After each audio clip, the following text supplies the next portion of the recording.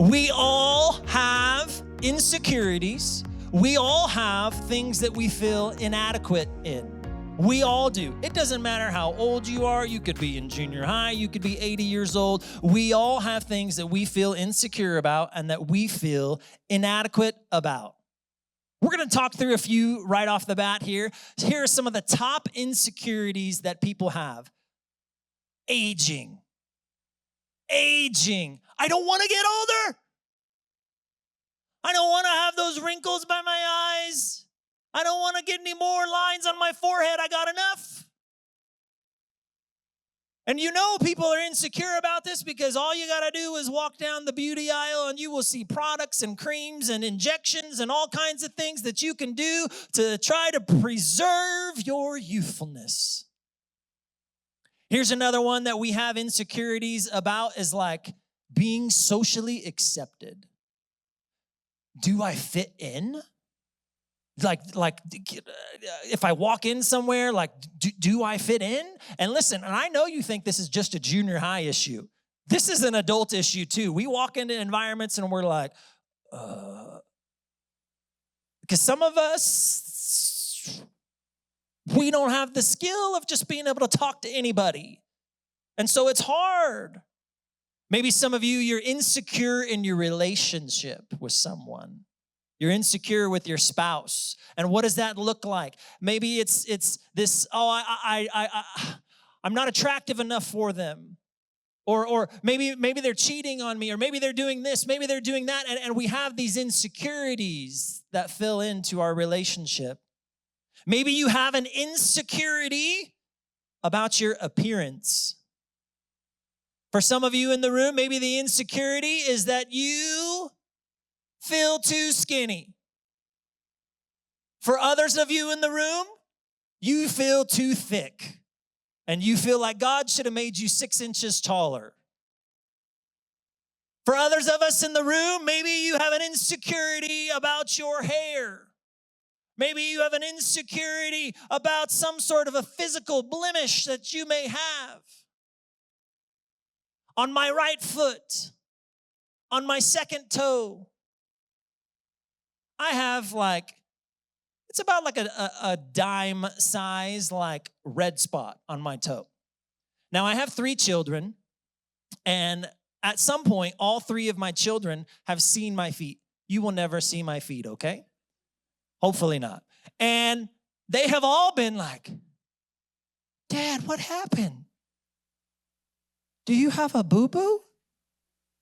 You need Band-Aid? Like all 3 of them. And it's one of those, I don't know why it's there. It's just there. I've had it always. It's just there. Now, I'm going to tell you some of my insecurities. Are you ready? Because I got real ones. If you will stare at me,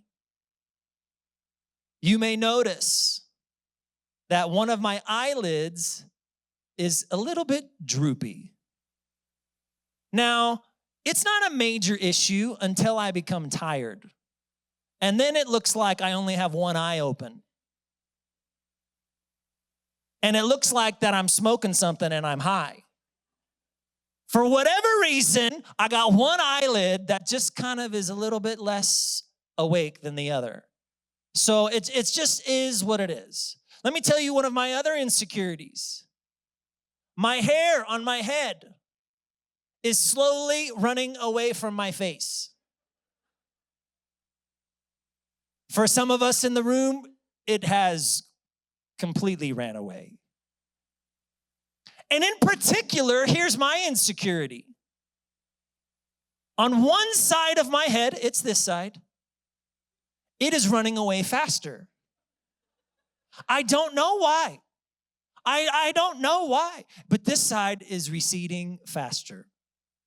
We all have insecurities. We all have things that we're like, that's my thing. I'm going to try to cover that up. I'm going to try to do this. We all have insecurities. We all have areas in our life that we also feel inadequate. Maybe you feel inadequate like with your time. You were a terrible time manager. Like you don't get things done on time. You're always late to everything. Maybe for some of you, it's going back to those social skills. You just like, what do I do? What am I supposed to say? There are things that you are working through, and how do I? God has a sense of humor because he made me a pastor when I'm an introvert. And that means every single week, God is pushing me out of my comfort zone to go say hello, to talk to people, to do these things. And sometimes I just don't know what to say. My wife is so much better at this than I am. And this is one of those things that's like, I don't know if like I should smile. I don't know like how long I should hold your hand. Like, should I laugh? Should I, I don't know, like whatever it is. Like it's an insecurity of mine. I don't always know. For some of you, maybe you have a physical insecurity. Maybe the last time that you ever ran in your life was when a dog was chasing you. And if you had to run a mile, you would just die. You would rather just die. Like, I will not make it. For some of you, it's an emotional insecurity. How do you feel? For some of you, you have more feelings than we can even understand. For others of us in the room, like myself, you ask me how I'm feeling, and I'm like, I don't know. Okay. Good, right? Like those are the types of responses you're gonna, because I am not in touch with my feelings as other people are. For some of you in the room, maybe there is an inadequacy in an intelligence area or a competence area, a skill. Maybe some of you in the room feel like you're not smart enough in a certain thing. For our students in the front, maybe you got a subject that you were awful in, and maybe it is math. Or maybe it is English. I don't know what it may be. And it's hard for you. Can I tell you one of the areas that I struggle with? Spelling. Any other people got problems with spelling? So I've been saying this word inadequate, inadequacies, right? Different words, different variations. Can I just tell you, I spelt this word wrong at least 25 times in preparing this message. Every single time, my little spell check came up and underlined red, and I'm like, oh, I did it again. It's just not one of my things. For some of you in the room, maybe you feel inadequate as a cook. Maybe you grew up in a household where mom or dad, they were just incredible at it, and you ain't got no skills. Like you burn water and that's about it, right? Like you just don't have skills. For some of you, maybe you grew up in a household where dad or mom, whoever, was just really handy or just really creative. And if there's an issue in your household, you're like, you better call somebody else because it ain't happening. I don't know how to do it. We all have areas that we feel inadequate. But here's what I want to let you know. You are not alone. The Bible is full of people who were insecure and inadequate. We're going to jump in together today in 1 Samuel 16, starting verse 6. The first point is this: God uses the inadequate. Let me set this story up for you. There's a man by the name of Samuel. He's a prophet of God. God has told Samuel, you were going to go to such and such a place. You were going to go there and you were going to anoint the next king of Israel. He tells him, you're going to go find this particular family, and there you will find the next king. So he goes into this family. He's talking to the father, and this father has 8 sons. He's got a lot of kids, right? He goes in, and then this is what happens from there. 1 Samuel 16, verse 6. When they arrived, Samuel took one look at Eliab and thought, surely this is the Lord's anointed. But the Lord said to Samuel, don't judge by his appearance or height, for I have rejected him. The Lord doesn't see things the way you see them. People judge by outward appearance, but the Lord looks at the heart. Even the prophet of God saw the first son, the oldest son, and he's like, yeah, this is the guy. He looks impressive. He looks like he should be a king. He's tall, he's buff, he's all of this. He looks like Dwayne "The Rock" Johnson. He's 6'5", got muscles everywhere, and he looks like he would be a warrior, somebody that could lead you into battle. He looks like a king, and he's like, surely this is the Lord's anointed. And God's like, nope. So here's what happens. The Lord tells him, other people are looking at the outside, but I'm looking at the inside. So he turns to the father and says, well, do you have any other sons? And he brings the next son. And And Samuel's like looking to the Lord, be like, this one? Nope. Next son comes by, this one? Nope. This continues to go on until there are no more sons there. And then Samuel turns to the father and is like, is there anybody else? And the dad's like, well, we do have the youngest one, but he's out actually with the sheep and the goats, and he's taking care of them, and I didn't bring him. I didn't think it was necessary to bring him. So Samuel's like, well, bring him in. Bring him in. So here's what happens. A young shepherd comes in. He is the youngest of 8 siblings. And here's what I think. I think he's short. I think he's a short guy. And he comes in, and Samuel, remember, he's thinking, I'm looking for Dwayne "The Rock" Johnson. I'm looking for 6'5" and built and muscular and looks like he could rip your head off type of thing. And then in walks this little kid. You're looking for Dwayne "The Rock" Johnson, and you get Kevin Hart. You're right here like, you want this little dude to be the king? Come on now. But the Lord doesn't just look at the outward appearance. He's looking at the inside. Verse 13.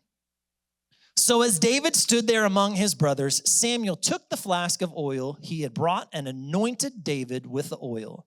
And the Spirit of the Lord came powerfully upon David from that day on. Then Samuel returned to Ramah.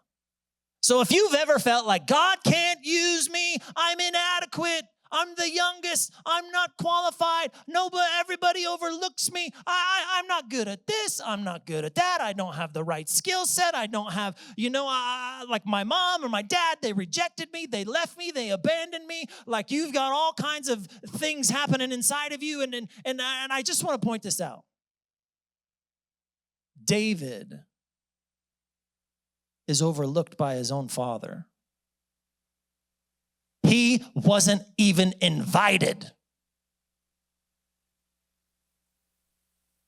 Maybe you have felt like you have been overlooked in life. But God sees you. God has a purpose and a plan for your life. And I know what you're thinking, yeah, but I've messed up. I've done stuff, or maybe I was abused in my past, or maybe I've been fired from my job, or maybe I've flunked out of school. Maybe you screwed up in life. Maybe you have a history. I can't be used. I'm not enough. But I just want to tell you, God has a history of using people just like you and me. God often uses the inadequate to do the incredible. So if you feel inadequate, God's right. God's about to say, hey, you ready to do something special? David was a man after God's own heart, and the Lord did amazing things through him. Point number 2, God uses the insecure. I want you to turn to your neighbor, and I want you to tell him your deepest insecurity. I'm just kidding. I'm just kidding. Tears would start. People are starting to sweat. What are we doing here? For the sake of time, I'm going to give you an overview of 2 chapters of the Bible. It's in Exodus 3 and 4. If you would like to turn there or pull it up on your phone, please feel free to do that. Exodus 3 or 4. It's the story of a man by the name of Moses. Here's what you need to know by Moses. He was a slave. Through a series of events, he is actually raised in royalty. And through a series of events, he murders somebody. He flees Egypt in shame and rejection from the people. He has now been living in the desert for a long time. He feels like life is over for him. He's just a shepherd. There's nothing else for him to do in life. And here's what happens. He's in this daily life where he feels nothing is taking place, and I've been overlooked. My time has come and passed. God can't use me anymore, and God shows up through a burning bush. Now, here's what you need to know about it. It says a burning bush, but the bush is not being consumed. And through the fire, God speaks to Moses. and he tells him, you are going to go back to Egypt. No, I ran away from Egypt. No, you are going back to Egypt. No, they don't like me there. They canceled me. I messed up. I screwed up. You are going back to what you ran away from. And you are going to set the people free. What? Has God ever called you before to something and you're like, you got the wrong person. I am not qualified to do this. Moses had all kinds of insecurities because of his past, his mistakes, the things that he has done. And so he's like, nope. Now here's what you need to know. Moses gives 5 different excuses. We're going to put those excuses up on the screen here. 5 different excuses because of his insecurity. And God has an answer for every excuse. The first one is that he was inadequate. Who am I? Like, I'm not good enough to do this. And God says, I will be with you. The second was, I don't know enough, God. I don't know enough. And God says, I am. So many times in your life, maybe you have felt this. I'm not smart enough. He is. I'm not qualified enough. I don't have the right skill set. He does. He is the I am. The third excuse is, people are not going to believe me. And God says, I'm about to do some miracles through you. And he goes through a whole list of miracles that he's about to do. And then he says, well, I'm not good with words. I'm not eloquent with speech. And God says, I will tell you what to say. And number 5 is this, I'm unwilling to go. No, please send somebody else, God. And God says, okay, I'm going to send Aaron to come help you. You see, here's what happens. Moses gave 5 excuses and God gave 5 provisions. How many excuses in your life are you giving the Lord, but God's like, I have a provision for that. I have something for that. You're not doing this on your own. I'm right here. I'm with you. Some of us use excuses because of some things that have happened in our past. Maybe you have gone through a divorce and you're like, it's over for me. God can't use anything through me. He can't do anything through me. God can't do. It's not over. It's not over. Maybe you feel like, I've screwed up with my money. I've had to declare bankruptcy. I lost a house. I'm in debt. I have this and that. It's not over. Turn to the Lord. Maybe you feel like I'm too young to do that. I'm too old to do that. It's not over. He is enough. Maybe you're like, I got anger issues. I got trauma from the past. I've got issues. I was molested. I was this. I was that. God can't use me. Yes, he can. I've got messed up story. I've got this, and this. And God's like, I'm about to turn that mess into a message. Will you just allow me to turn it into a message for you? I've been in trouble with the law. Moses was in trouble with the law. Paul was in trouble with the law. Peter was in trouble with the law. Daniel was in trouble. There's a whole bunch of people that were in trouble with the law. God still used them. He still redeemed them. For every insecurity you have, God has a strength and a provision for you. Point number 3 is this. God gives grace for your weaknesses. We're going to be in 2 Corinthians 12, starting in verse 8. This is written by the Apostle Paul. This is Paul who was taking the word of God. He was taking the message of who Jesus was. He was taking it to a lot of different cities, a lot of different places. He was telling people that who Jesus was. These were non-Jews. They had no idea what this whole story was about, and he was leading them to the Lord. In that process, Paul is leading thousands of people to the Lord. He's planting churches. He had faced a lot of persecutions. God had uniquely gifted him for this, and God was doing some incredible things through him. But even Paul went through some struggles. Even Paul had some insecurities. Even Paul had some inadequacies. And here's where we find Paul. 2 Corinthians chapter 12, verse 8. 3 different times I begged the Lord to take it away. Each time he said, my grace is all you need. My power works best in weakness. So now I'm glad to boast about my weaknesses so that the power of Christ can work through me. Let's break it down. He says in verse 9, my grace, that word grace, it's favor. It's the good will of the Lord. It's loving kindness. It's loveliness.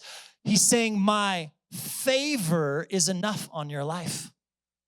My favor is enough in your life. My grace is all that you need. Here's what that word need means: sufficient. My grace is sufficient. It will meet every single need, every single excuse that you have. It's enough. My grace, my favor, my love for you is enough. And then here's where it gets really good. He says, my power. In Greek, it's the word dunamis, strength, my ability. God's power, God's strength, God's ability works best in your weakness.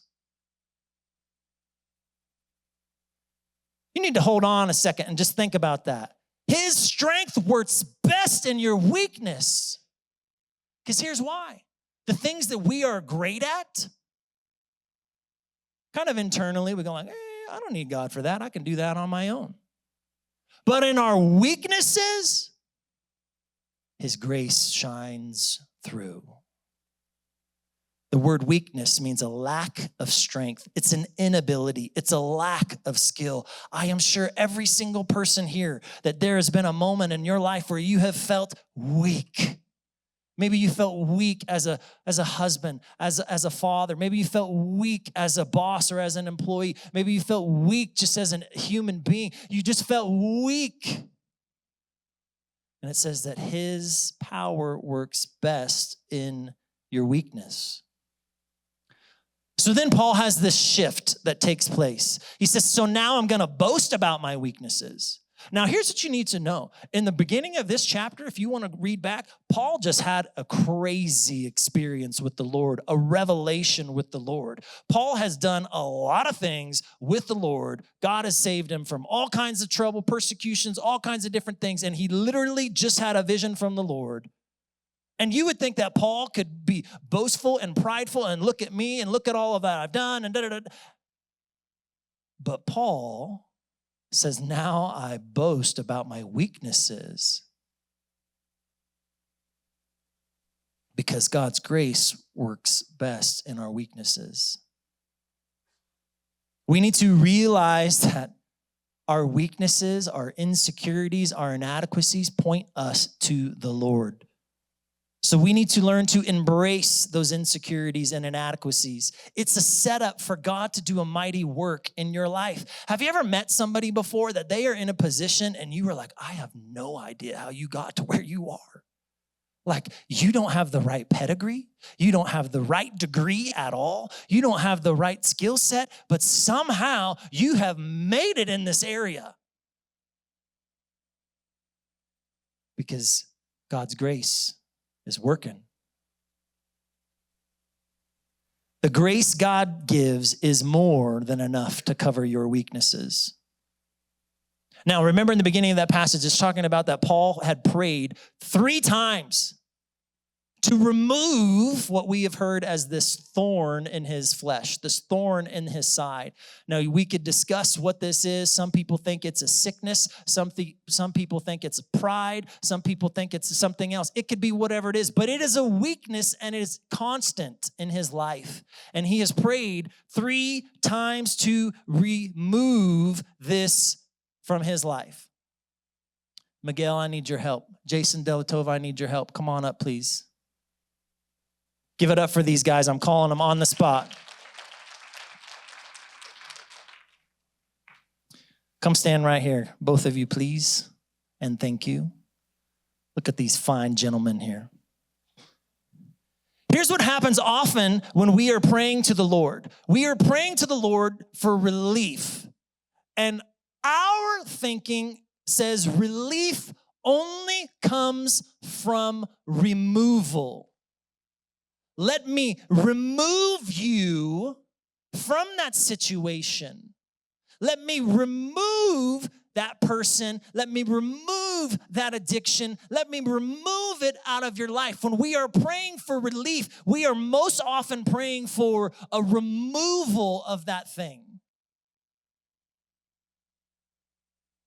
But this, can you spread out a little bit here? This is what the Lord wants to do. Come on over, buddy, right here. We're not praying for a removal. What God is giving is a reinforcement.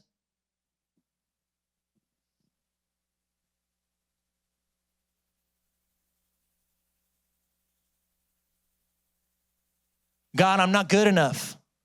God, I don't have enough skill set. God, I'm not a good husband. I'm not a good mom. I don't have the right education. I don't have enough money. I don't have this. And we're praying for different things, and we're praying for that situation to be removed from our life. And you think that that's what's going to happen, is it's going to be removed. Sometimes that happens.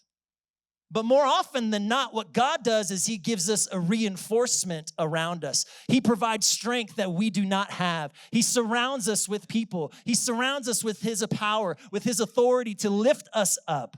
Can you give it up for my friends here, please? Paul was praying for a removal, but what the Lord gave him was a reinforcement to bear the load.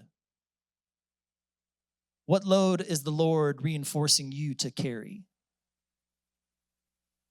My grace is sufficient for you. Oh, no, it was in the past. Like, yeah, when I was a teenager, yeah, your grace was enough to get me through that thing. And no, his grace is enough now. When you're a mom and you're pulling out your hair because your kids are driving you crazy, and you're working a job and your kids are still driving you crazy and your husband's driving you crazy, his grace is enough. I have a failing health issue. I've got this happening in my life. His grace is enough. His power is enough for you. 3 times, Paul says, remove it. And God says, my grace is enough. My grace is enough. My grace is enough. It's sufficient. It's more than enough for you. Verse 10, that's why I take pleasure in my weaknesses and in the insults, the hardships, the persecutions and troubles that I suffer for Christ. For when I am weak, then I am strong. There's a shift that happens in his mind. There's a shift that changes the way he thinks. He learns that his insecurities and his inadequacies have led him to the grace and the strength and the power and the provision of the Lord. When I first started as a youth pastor, I think I was 22 years old. I was young. How many remember when you were young? And one youth night, we were rehearsing, we're getting ready for service to start, and in our setup, that we didn't have like full-on services for everybody else, the kids and adults and anything. It was just youth. We were just having a youth service. This lady walks in before we are about to start, and I can tell, like, she does not go here. I have no idea who she is. She is not a member. And she comes in, and I want to see a pastor. And I'm like, I'm a pastor? She comes over to me, and she goes, you're not a pastor? You're too young. You don't know anything. What are you going to tell me? You're not a pastor? Now, here's what you need to know. My biggest insecurity at that time was being young and being in ministry, because people look at you and they go, what are you going to tell me? You're a pipsqueak. You got no life experience. What have you gone through? Right? And so this deepest insecurity of me at that time, I wish I could go back to young, deepest insecurity at that time, and just poking at it. For those of you who have had siblings in your life, siblings have this amazing way of just poking at each other's insecurities. And we just mess with each other, right? Here's what I had to remind myself of. There are scriptures that say, don't judge people because they are young. Because God can work through anybody. He can work through anybody. 2 years ago, I became the lead pastor of CLA. It's the first time I had been a lead pastor, always been on a staff somewhere else with other people around me. So stepping into this, even though I've had pastoral experience, I'd never had lead pastor experience, sitting in that chair, carrying all that weight, carrying all that burden, carrying all the drama, carrying all the stuff. And so when we came in and I know that it happens, and it's nothing in particular with here, there's transition that takes place. There are people that are going to leave. There are people that are, when you come in and they're just like, well, I don't like you. Now, they may not say that to my face, but they go, nah, I'm not feeling that anymore. You're not my style. You're not what I like. You're not this or that, right? And I mean, people leave. Now, again, going back to insecurity, and I even knew this was going to happen. I remember I sat with the board before my name even was presented, and I just told them, I'm like, listen, I'm just telling you, it's going to happen. There's going to be people that leave, but here's what you also need to know. There's going to be a whole lot of people that come. And I'm the one that said it, right? But yet when people move on or have left, inside I go, I wasn't enough for them. Oh, I wasn't good enough. Like this. And here's what happens in our lives, right? When we have an insecurity in something, what we do immediately is we start to compare ourselves to other people. Well, look at them. Look what's on their social media. Look what's happening over there, right? We compare our low life, everyday stuff to their highlights. I'm not good enough. And so having to work through that and be like, God, what's going on? And just like, no. I'm bringing in who I want to be here. And that's okay. That's okay. You see, sometimes God calls you to things and it ain't easy. It might be uncomfortable. But those things that are uneasy and uncomfortable point us back to the Lord. How many times I have gone before the Lord like, God, I don't know what to do. God, help me with this, help me with that, help me. You see, my weakness, my insecurity points me back to the Lord. Weaknesses and insecurities happen in our marriages too, if you're married.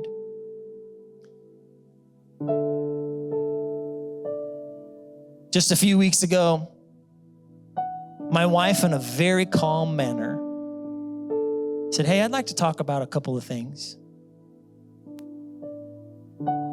And like, you know, like when something's coming, right? And you're like, oh God, please help me. Like, but it wasn't an argument. It wasn't anything like that. And she just said a couple of things, and you know what I did? I got defensive. Just like you would. And internally we're thinking, well, what about this? What about that? No, look at, I've done this, I've done this, I've done this. Okay, well now let me tell you all about yourself. Right? This is what happens when we're insecure. And I'm like dealing with myself and I'm realizing at the same time, the person that I love more than anybody else is expressing something to me. But I'm struggling to hear what they have to say because of my own insecurities. I am an achiever. I am a fixer. I am somebody that perfection is not possible, but I pursue it. I would have been the kid in school that you take the test, it's out of 100, I get a 99, and I'm like, I got one wrong. You see, I got insecurities. But I realize the person who's telling me this loves me. like a lot, puts up with me, has been through some of the hardest things in life together with me. So why wouldn't I want to just hear?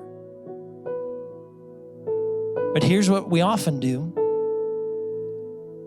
Sometimes when somebody is trying to tell us something,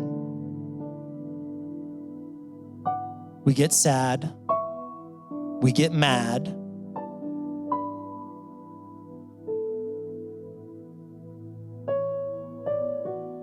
but God is enough for you. If somebody that you love can tell you in a reasonable and rational way about, hey, there's something here that I'd like to talk about. Now here's the other side.